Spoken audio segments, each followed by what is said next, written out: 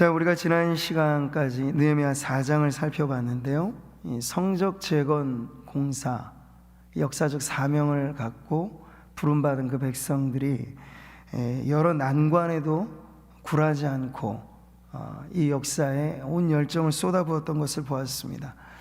지도자인 느헤미야는 그때그때마다 기도와 지혜로서 아주 훌륭한 리더십을 발휘했고, 그 백성들은 그의 리더십을 따르면서 외부로부터 문제가 있을 때 안으로 더 단결해서 그렇게 비전을 이루는 열정을 쏟아 부음으로써 이 성벽 재건 공사는 계속해서 지금 활성화되어지고 있는 장면입니다.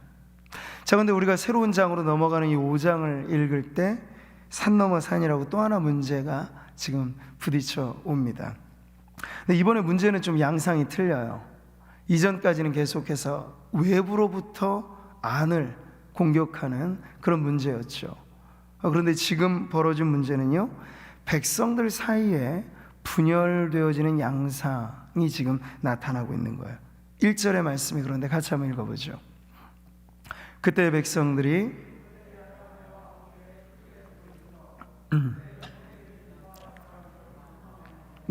지금 백성들 안에 부부 단위로 함께 모여 농성을 벌이고 있는 장면이에요. 부르짖는 소리가 지금 가득합니다. 그리고 원망의 소리가 지금 끊이지 않아요. 근데 원망의 대상이 누군고 하니 다름 아닌 유다 사람들인 거예요. 그러니까 이 문제가 비전을 가로막는 문제가 다름 아닌 지금은 공동체적인 문제라고 하는 걸 알 수 있는 거죠. 이어지는 2절부터 5절까지는요, 거기 모여 울부짖고 원망하는 사람들의 이 소리들이 대표격으로 들려지는 이야기들이 나오죠. 2절을 보시면 우리와 우리 자녀가 많으니 얻어먹고 살아야겠다, 먹고 살 길이 막막한 이 기본 생계 문제에 부딪힌 사람들이 거기 있는 거죠. 3절엔 우리가 밭과 포도원과 집이라도 저당 잡히고 이 흉년의 곡식을 얻자. 지금 상황이 평상시하고 다르다는 걸 알 수 있죠. 메말은 흉년기에 접어들어서 없는 사람들은 더 쫄쫄 굶는 그러한 문제가 생긴 거예요. 그래서 그 당시 땅 저마다의 기업이었는데 밭이며 포도원이며 다 저당 잡혀야 될 판인 거예요. 흉년기에 접어든 이러한 생태적인 문제인 걸 알 수 있죠. 4절을 보면요, 우리가 밭과 포도원으로 돈을 빚내서 왕에게 세금을 바쳤도다. 없는 살림에 먹고 살 길도 막막한데 지금 압제받는 이방 나라에 꼬박꼬박 세금까지 바쳐야 되는 거야. 세금 낼 돈이 없어서 또 남아있는 집이며 땅이며 그렇게 저당 잡히는 그런 형편인 걸 보여주고 있죠. 자, 이렇게 여러 가지가 어려운 가장 기본의 생계가 유지되어지지 않는, 그러다 보니 급기야는 어떤 문제까지 발생합니까?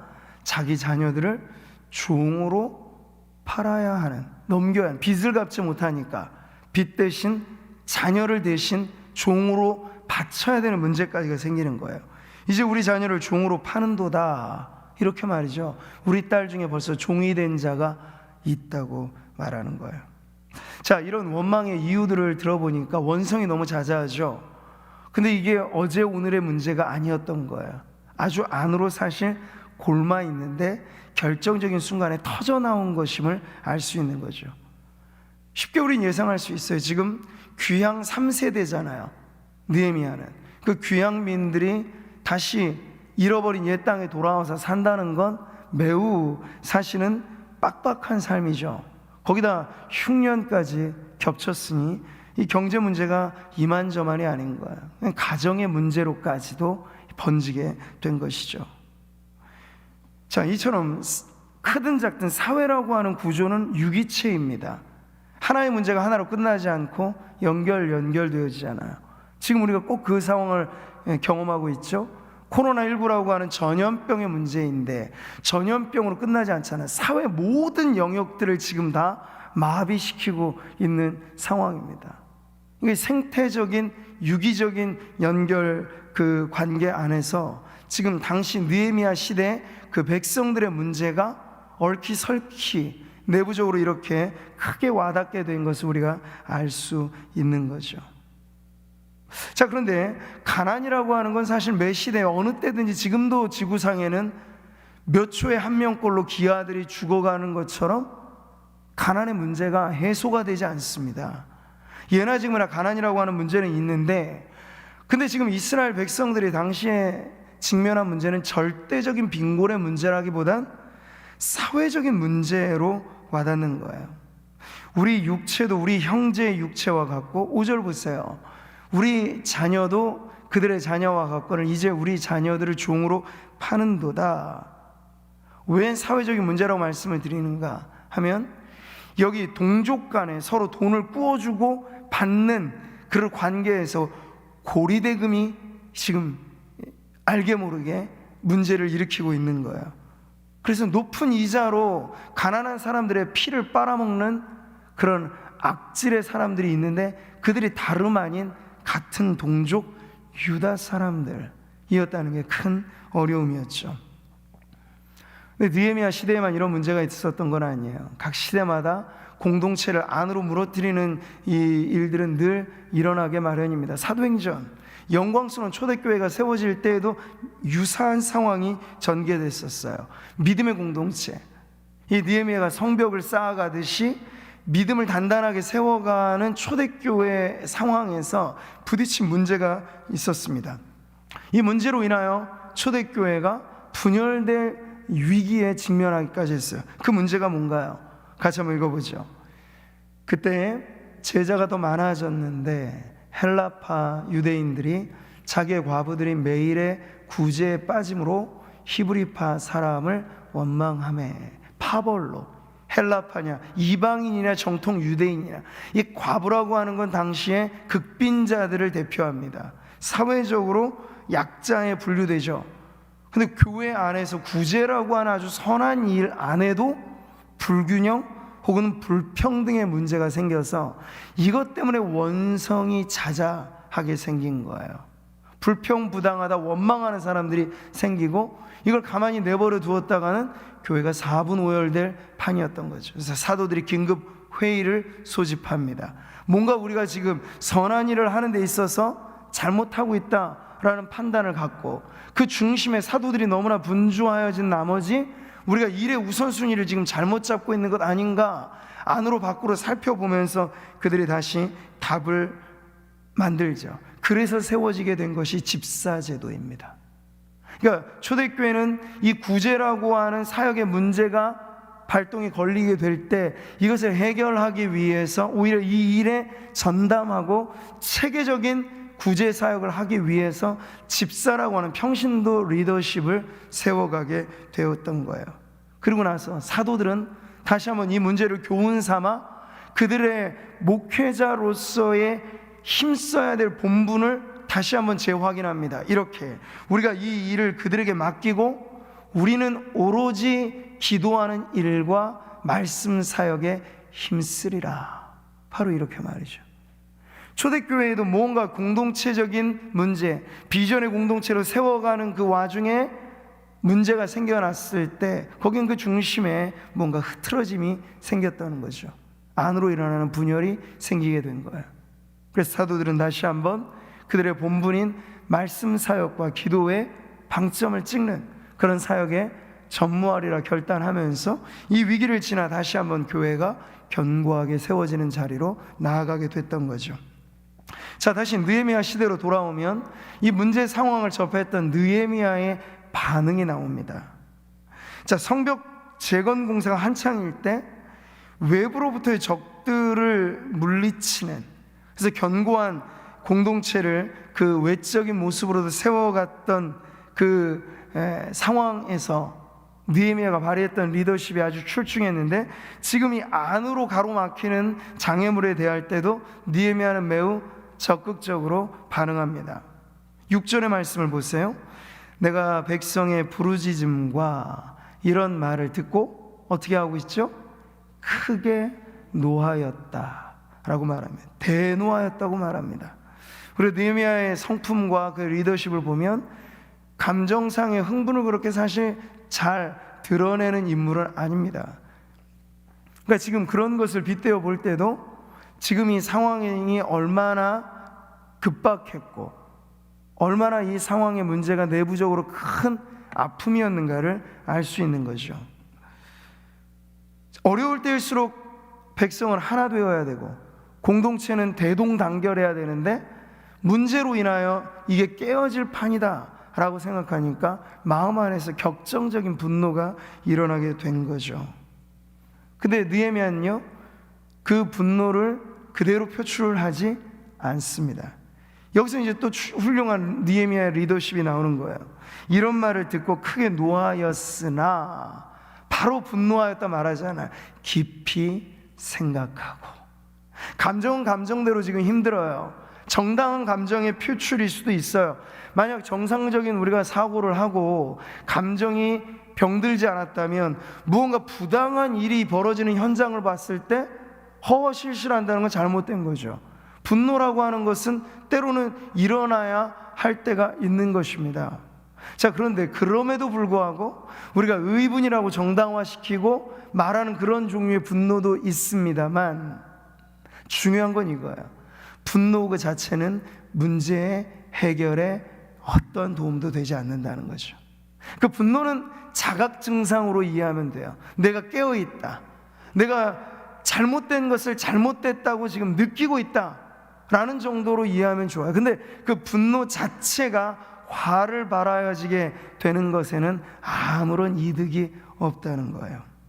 잠언의 지혜가 가르쳐 주는 것이 이것이죠. 같이 한번 읽어보죠. 노하는 자는 다툼을 일으키고 성내는 자는 범죄함이 많으니라. 네. 역사상 훌륭한 왕들이나 여러 역사들을 보면요, 순간의 화를 참지 못해서 나라 간의 전쟁까지 벌어지는 일이 많이 있어 왔습니다. 그러니까 책임 있는 자리에 있는 사람이 자신의 감정을 다스리지 못할 때는 그 여파가 더 크게 일어나게 되는 것을 알 수 있죠. 그러니까 분노를 조절하지 못하는 것은 지도자에게나 그리고 일반의 성도들에게나 매우 잘못된 문제가 될 수 있다는 거예요. 그러니까 야고보서는 이 분노를 잘 조절해야 할 것을 신신당부하면서 이렇게 말씀하죠. 같이 읽어보죠. 내 사랑하는 형제들아,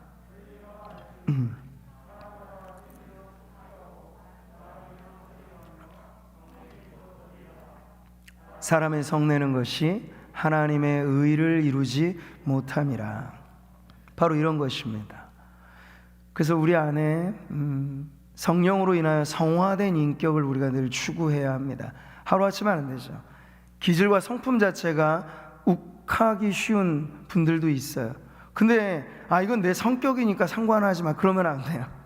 예수 믿는 사람들은 예수 믿기 전과 예수 믿고 난 다음에 무언가 변화가 있죠. 그걸 성화라고 합니다.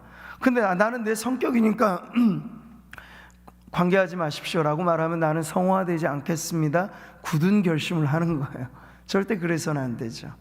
그래서 이런 문제들로 인하여 자기의 이것이 아킬레스건이다, 결정적인 순간에 이 분노를 조절하지 못해서 문제를 그르쳐 왔던 경험들이 있으시다면 이게 기도의 제목이 돼야 되는 거예요. 하나님, 제가 성내기를 더디하고 하나님께서 두 귀를 주시고 두 눈을 주시고 입은 하나 주신 것, 듣기를 많이 하고 보기도 많이 하고 말하기는 그 절반만 하라고 그렇게 우리를 만들어 주신 걸 알고 분노를 표출하는 그 일에 우리의 입이 불의의 병기로 쓰여지지 않도록 조절을 해야 되는 거죠. 오늘도 우리가 고난주간에 살펴본 말씀에서 무엇을 보았습니까? 고난받는 종의 침묵을 보았어요. 가장 결정적인 순간에 예수님은 의분이라고 해서 분노하지 않으세요. 너희가 어찌 나를 이렇게 부당하게 대하는가 화를 내지 않으세요. 도살장으로 끌려가는 잠잠한 어린 양같이 침묵, 그저 침묵으로 말을 대신하시는 거죠. 여기서 우리는 그리스도로 본받는 성도의 삶의 아주 중요한 부분에 있어서 이 마음을 어떻게 다스릴 것인가, 이것을 배우게 되는 것입니다. 자, 그래서 깊이 생각한 이후에 지금 느헤미야는 일 처리를 시작합니다. 감정의 격정이 일어난 상태에서 일을 하는 게 아니라 이걸 차분하게 냉정하게 다시 가다듬고 그리고 일의 분석을 한 이후에 해결책을 모색하는 거예요. 그리고 깊이 생각하고 귀족들과 민장들을 꾸짖죠. 여기 이제 꾸짖는다는 건 아주 호되게 질책하는 건데, 이게 분노를 통해서 표출된 게 아닌 거예요. 그래야만 하는, 반드시 쓴 약과 같더라도 들려줘야 할 말로서 꾸짖음을 하는 거예요. 그 다음에 그들에게 말하죠. 너희가 각기 형제에게 높은 이자를 취하는도다 하고. 그러니까 그 사이 분노를 조정하면서 깊이 생각하면서 느헤미야가 조사에 착수한 거, 이게 무슨 일인가? 왜 이 사람들의 아우성이 이렇게 큰가? 그래서 파견을 보내고 계속해서 분석을 했던 것이죠. 그러니 답이 나온 거예요. 그 당시에 고위층에 있는 사람, 귀족들, 민장들, 오피셜한 직책을 갖고 있었던 사람들, 그들이 불평부당하게 편리를 취하고 이 고리대금을 하고 있구나 하는 걸 알게 된 거죠. 이 때문에 지금 부익부 빈익빈 양극화 현상이 더 심해진 것을 보게 돼요. 그러니까 느헤미야의 시대나 오늘 우리가 사는 시대나 인간 사회는 변함이 없습니다. 화폐라고 하는 것이 거래의 기준이 될 때 이자를 받고 돈놀이를 하고 하는 일들은 오늘의 문제만이 아니라 늘 있었던 사회적인 문제죠. 근데 그것으로 인하여서 어느 사회건 골머리를 알아요. 잘 사는 사람들은 돈이 더 눈덩이처럼 불어나는데 못 사는 사람들은 쪼들리는 게 더 심해지는 이런 양극화가 가속화되어지는 거죠. 지금 이러한 체제 내에서 10년 뒤를 내다봤을 때 사람들의 전망은요, 상위 1%가 세상의 모든 부의 60몇 %에 이르는 부를 거머쥐게 될 거라 예상을 합니다. 점점 더 빡빡한 세상이 도래하게 된다는 거죠. 그래서 제가 앞서 말씀드린 것처럼 절대적인 빈곤의 문제가 아니에요. 아프리카의 어떤 나라 모든 백성들이 다 못 살고 못 먹기 때문에 힘든 그런 상황이 아니고, 여기 배부르고 등 따순 사람들은 따로 있어요. 근데 그 사람들이 조금만 넉넉하게, 마음을 후하게, 그리고 잘못된 그런 제도를 개선할 이 마음을 갖고만 있었더라도 이렇게 절대 빈곤층이 많이 생겨지지는 않았을 텐데 그들이 그 일을 하지 않았던 거죠. 즉 고리대금으로 인한 사회적 악의 문제, 제도적인 악의 문제가 이제 개선되어야 될 시점이라고 하는 걸 보여주고 있는 거예요. 여러분, 지금 느헤미야와 이 귀향민들의 사명은 외적으로는 성벽을 재건하는 사명이죠. 근데 에스라 이전에 스룹바벨 1세대 귀향민들이 성전을 재건하면서 성전만 지어지면 될 게 아니라는 게 그 2세대에 부딪힌 문제였어요. 그래서 에스라는 말씀의 공동체로서 공동체를 재건하는 사명을 갖고 또 개혁의 운동을 했죠. 말씀의 운동을 펼쳤습니다. 근데 느헤미야 시대에 이 모든 것이 지나고 나서 이제 마지막 방비하는 책으로 성벽을 지금 굳건히 세우기만 하면 된다 싶었는데, 안으로 살펴보는 공동체의 문제는 이게 일정한 상태로 고정되어지지 않는다는 걸 알게 되는 거야. 늘 그때마다 이스라엘 백성이 광야 40년 살아갈 때 배부를 때는 하나님께 감사하지만 조금만 힘든 이 여건이 주어지면 언제 그랬냐는 듯이 불평하고 원망하잖아. 이게 인간의 습성이라고요. 지금 느헤미야가 성벽을 쌓아가는 그 중요한 비전의 이 꿈의 공동체를 세워가는 일에 있어서도 다시금 부딪혀온 문제가 바로 이런 공동체의 내적인 어려움이라고 하는 걸 알 수 있죠. 자, 느헤미야는 그렇게 이 문제의 대상들을 불러다가 아주 호되게 꾸짖으며 공개적으로 그들을 질책을 합니다. 근데 그것으로 끝내지 않죠. 대회를 소집해요. 그 다음에는 모든 백성들을 모으게 합니다. 그리고 나서 이 문제를 이제 공론화된 자리에서 다시 정리를 시작합니다. 근데 사실 이러한 느헤미야의 행동은요, 위험이 도사리는 행동일 수도 있어요. 아직 그가 귀향민, 3차 귀향민의 대표로 와서 지도력은 아닥사스다 왕으로부터 지휘권은 받았지만 백성들에게 존경까지 받는 확고부동한 리더십을 지금 갖고 있는 것은 아닙니다. 권위의 자리에 있었지만 권위를 진정 인정받는 데는 아직 시간이 지금 매우 짧은 상황이에요. 자칫 잘못하면 거기 이 기득권자들의 비위를 잘못 맞춘 문제로 그들이 잠재적인 내부의 이 반대 세력이 될 수도 있다는 이러한 문제를 안고 있어요. 느헤미야가 그걸 왜 몰랐겠습니까? 치열한 정치에 그는 이미 이 페르시아 안에서도 고위층까지 올라가면서 그것을 경험했던 사람이에요. 그거 압니다. 근데 그럼에도 불구하고 이 문제를 해결하는 데 있어서는 지금 성벽을 하나 더 쌓아 올라가느냐, 그거보다도 지금 중요한 건 이 골마 터져 있는 공동체의 문제를 해결하는 게 급선무다 해서 그는 전공법을 선택하는 거예요. 위험 부담이 조금 있지만 용기를 내어서 좌충수가 혹 될지도 모를 그 리더십을 그가 강력하게 발휘하는 것이죠. 자, 그래서 귀족들과 민장들에 대해서 다시 한번 이 대회를 모은 상황에서 그들의 문제를 질타합니다. 당신들은 당신들의 부를 쌓아가는 것으로서만 이 문제를 생각했겠지만 이보다 더 심각한 문제는 당신들의 주머니가 더 부풀려진다는 것이 아니라 민족 공동체가 이것 때문에 와해되어질 판이다 라는 문제의 다른 각도로 그것을 조명해 주는 거죠. 8절의 말씀이 그래요. 같이 한번 읽어볼까요? 우리는 이방인의 손에 팔린 우리 형제 유다 사람들을 우리의 힘을 다하여 도로 찾았거늘 너희는 너의 형제를 팔고자 하느냐? 더구나 우리의 손에 팔리게 하겠느냐? 네, 피도 눈물도 없이 돈이라고 하면 사람마저도 사고팔 정도로 돈에 눈이 멀었던 그 귀족들, 민장들로 불려진 이 유다의 특권층들에 대해서 당신들은 지금 민족애, 형제애를 저버리고 있는 겁니다 라고 말하는 거예요. 이것은 율법의 기준에도 어긋난 행위였죠. 레위기서를 보면 이렇게 말씀합니다. 너와 함께 있는 내 형제가 가난하게 되어 내게 몸이 팔리거든 어떻게 합니까? 너는 그를 종으로 부리지 말고. 동족 간에는 아무리 서로 형제지간에도 돈 거래는 정확히 하라고 하는 말은 맞죠. 그러나 그것을 지키면서도 인간된 도리, 하나님의 백성된 도리까지 저버리면서 애누리 없이 살아가라는 게 하나님의 원칙이 아니었다는 거야. 돈보다도 귀중한 게 있으니 그것이 바로 공동체이고 돈보다 중요한 가치는 사회적인 가치다라는 걸 지금 일깨워주고 있는 거예요.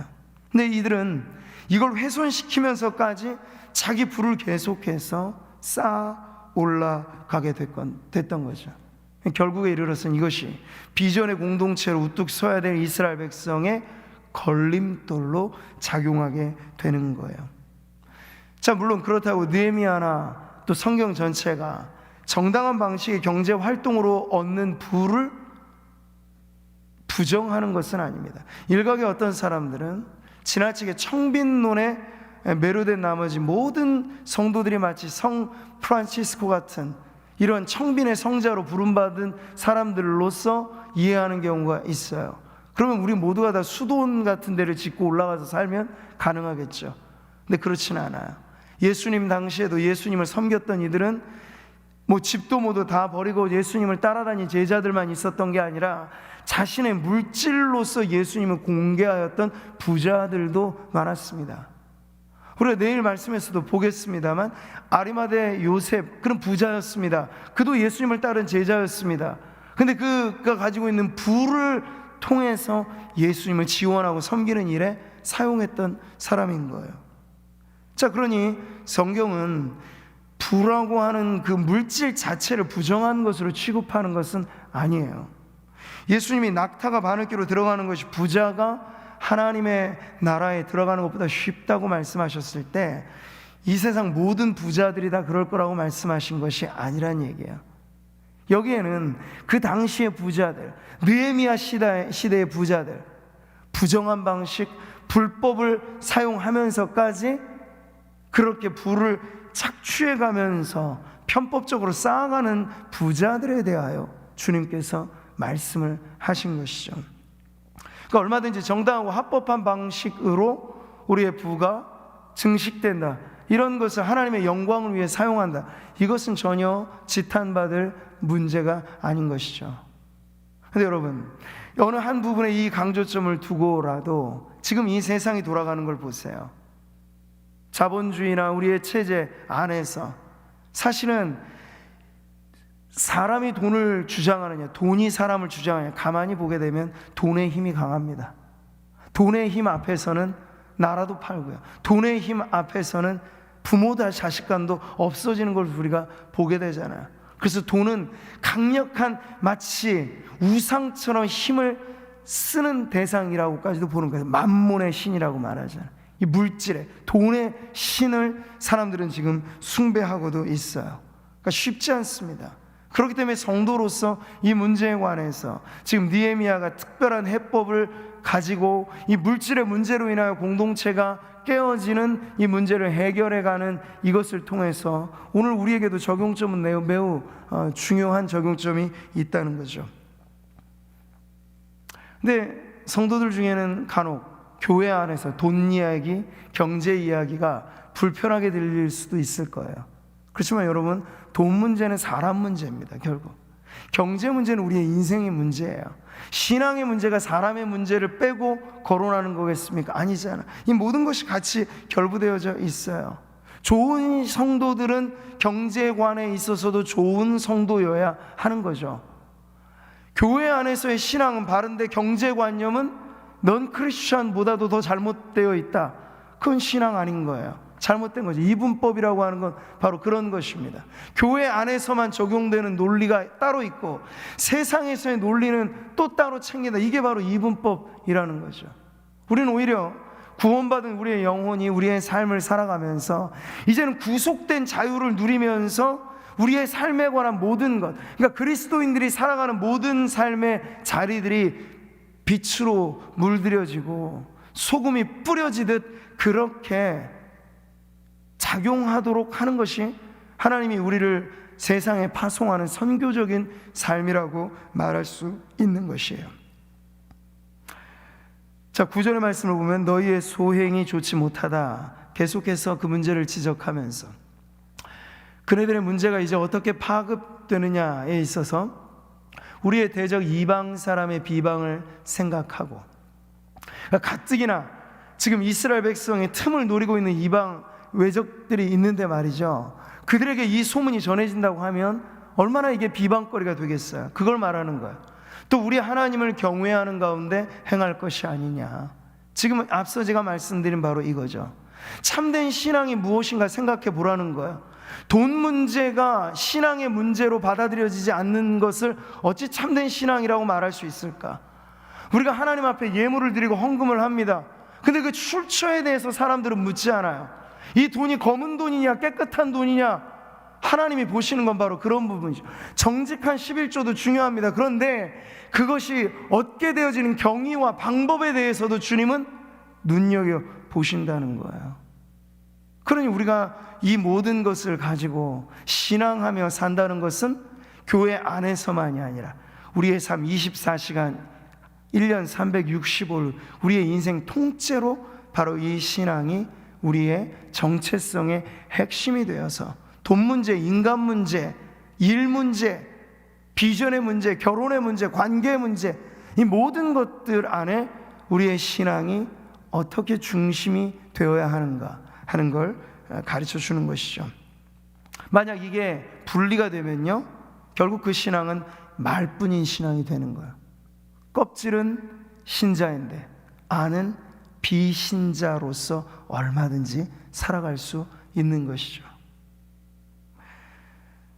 오늘날 우리가 살아가는 세상은 더 강조하지 않아도 우리가 피부로 느끼는 것처럼 이 경제가 어떤 이념보다 강력합니다. 이데올로기보다도 더 강력한 게 돈이에요. 경제란 말이죠. 자, 이런 상황에서 더욱더 우리 안에 올바른 경제관, 그리고 그것이 우리의 신앙과 교회의 올바름을 나타내는 하나의 분명한 표지가 되도록 하는 게 중요하다는 것을 오늘 우리는 이 말씀을 통해서 다시 한번 적용해 보는 것이죠. 자, 느헤미야의 비전을 가로막는 그 느헤미야의 문제를, 공동체 안에 균열을 일으키는 이 근본 문제, 바로 돈에 대한 탐심. 이 골로새서를 보면 탐심은 우상숭배라고 말씀하기까지 합니다. 그 심각한 문제를 지적하면서 이제 해결책을 제시하는데 10절 11절이 바로 그런 해결책에 나오는 부분이에요. 그는 먼저 말합니다. 당면한 문제에 있어서 부당하게 높게 책정한 이자를 이제 더 이상 중단하라 이야기합니다. 그리고 지금 당장 자식들까지 팔아 넘겨야 될 판에 있는 이 급박한 상황에서, 요즘 우리에게 대두되는 문제가 긴급 재난 이 구호 예산이잖아요. 지금 느헤미야로 말하자면 바로 그런 상황에 직면해 있는 거예요. 그래서 긴급 이 제도적인 개선을 그가 제의를 하는 거죠. 그래서 부당한 이자를 취하지 말 것뿐만 아니라 한시적이나마 이자를 받는 일을 중단하자, 이렇게 얘기를 하고 있어요.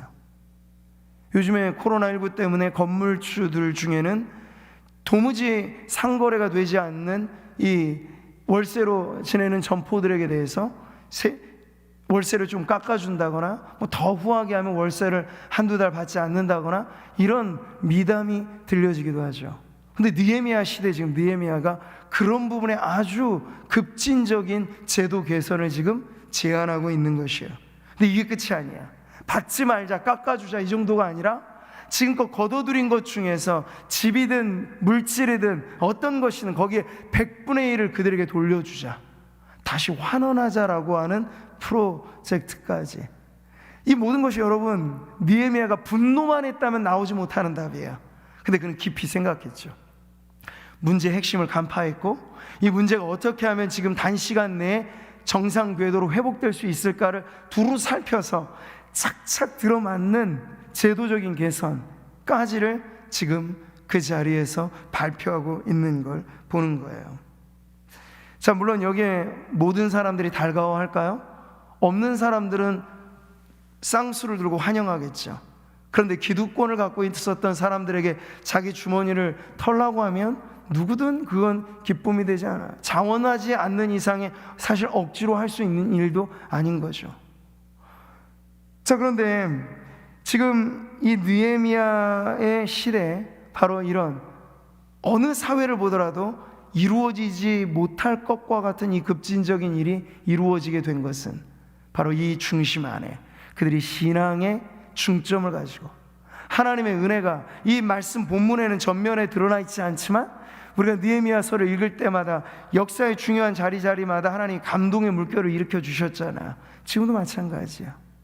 잘못하면 철퇴를 맞을 수도 있었어요. 느헤미야, 당신이 뭔데? 기득권자들이 합세해서 그를 몰아내자 타도 느헤미야로 만약 돌이켜졌다면 그는 속수무책 당할 수밖에 없었습니다. 그런데 그가 급진적인 이 방향 선회를 하면서 요청을 한 이것을 귀족들, 민장들, 그 문제의 핵심에 있던 사람들이 기꺼이 받아들이는 거야. 네, 그렇게 하겠습니다. 아멘이라고 이들이 화답을 하게 된 것이죠. 이러한 대목들, 우리 초대교회 유무상통한 공동체 모습들, 사실 이런 것들을 카피하려고 처음에 공산주의 운동이 일어난 것의 이 모토가 일면 그 성경에 나와 있는 기독 공동체를 카피하려는 이념적인 목표가 있었습니다. 그런데 여러분, 역사상 공산주의는 실패로 끝났죠. 지금도 마찬가지입니다. 이게 억지로 부자들 재산 빼앗아서 균등하게 나눠준다? 그거는 이념일 뿐이에요. 실제로 북한을 보세요. 중국을 보세요. 민주국가 자유경제가 있는 나라보다도 더 부익부 빈익빈이죠. 상위 0. 몇 %가 모든 걸 거머쥐고 나머지 모든 사람들을 쫄쫄 굶게 만드는 게 지금 공산주의 국가의 폐허입니다. 공산주의는 실패한 거예요. 그런데 지금 이 느헤미야 시대, 그리고 초대교회 유무상통한 공동체가 서로 물질의 문제에 있어서도 이 어려움을 난간을 극복해 갈 수 있었던 것은 이데올로기적인 접근이 아니에요. 신앙적인 접근이 있고 하나님의 은혜의 물결이 일어날 때 비로소 세상도 깜짝 놀랄 만한 이런 일들이 일어나게 된다는 거, 우리는 하나의 샘플로 지금 보게 되는 겁니다.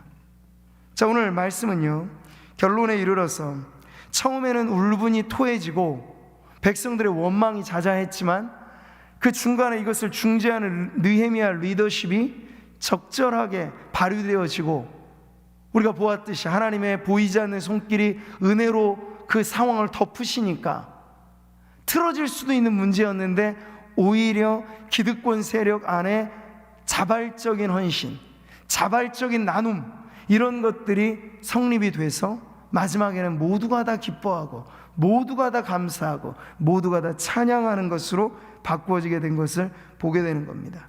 13절의 말씀이죠.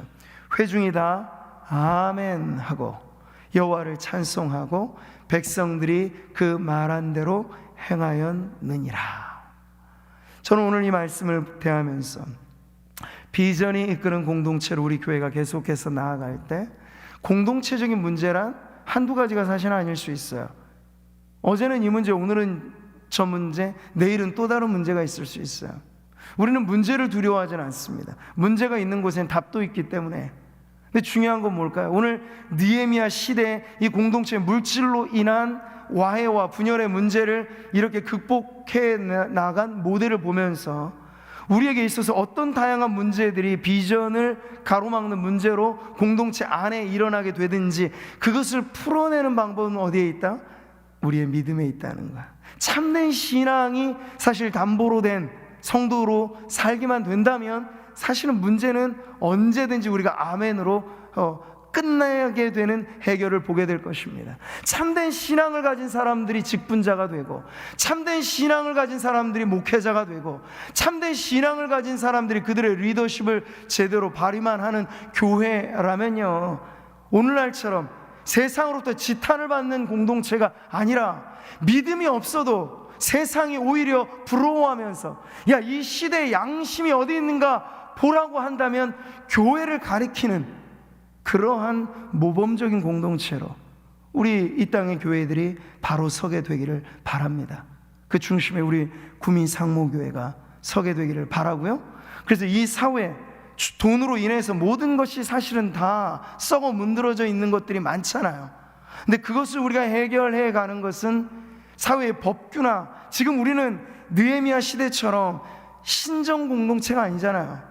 신앙으로 단일화된 공동체가 아니에요.